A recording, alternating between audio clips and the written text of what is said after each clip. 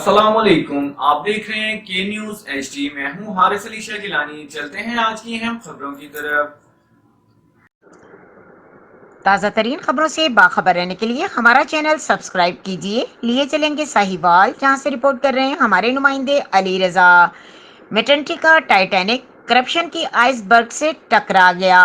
ہسپتال میں وسیع پیمانے پر گھپلے اور خرد برد کی اطلاعات پر ایڈمنسٹریٹر کی پرسرار خاموشی۔ مستعفی ڈائریکٹر فنانس استعفی منظور ہونے کے باوجود سیٹ پر براجمان۔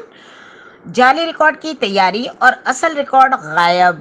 ایڈمنسٹریٹر ایڈیشنل ڈپٹی کمشنر عثمان منیر بخاری انٹرنل آڈٹ کے راستے سے دیوار بن گئے۔ مبینہ مالیاتی کرپشن کے بڑے کردار صفدر ساہو کی مکمل پشت پناہی کی جانب لگی۔ صفدر ساہو کا استعفی منظور کرنے والے بورڈ کو ماموں بنا دیا گیا۔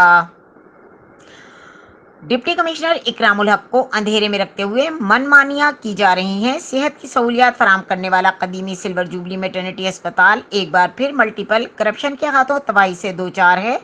ہسپتال پر مسلط نااہل انتظامیہ نے پھلتے پھولتے ادارے کو کرپشن کی دیمک لگا دی۔ قواعد و ضوابط کی ٹوکری کی زینت بنا دیا گیا اور بدترین انتظامی آمریت کے ہاتھوں ایک تاریخی ادارہ دیوالیہ ہونے جا رہا ہے۔ جن کاندھوں پر اسپتال کی ترقی کی ذمہ داریاں ڈالی گئی تھیں، وہی ہاتھ اسے برباد کرنے پر تلے ہوئے ہیں۔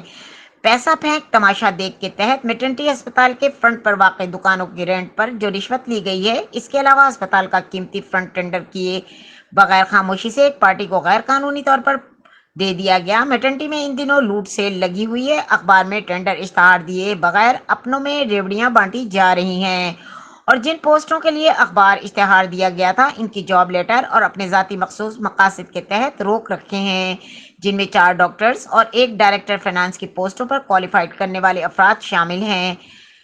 ذرائع کے مطابق موجودہ اسپتال انتظامیہ اور مستعفی ڈائریکٹر صفدر ساہو ابھی تک ریکارڈ کی درستگی اور تیاری مکمل نہیں کر پائے۔ انہیں خدشہ ہے کہ کوئی بھی نیا آنے والا، خصوصاً ڈائریکٹر فنانس، ان کی مبینہ میگا کرپشن کو پکڑ سکتا ہے۔ عوامی سماجی حلقوں نے وزیر اعلیٰ مریم نواز اور director general anti corruption establishment Punjab commissioner Shoaib Iqbal Syed, deputy commissioner chairman Ikram ul Haq سے فوری کارروائی کا مطالبہ کر دیا۔ مزید خبروں اور اپڈیٹس کے لیے ہمارے ساتھ رہیے گا۔ تب تک کے لیے اپنا خیال رکھیے گا۔ اللہ حافظ۔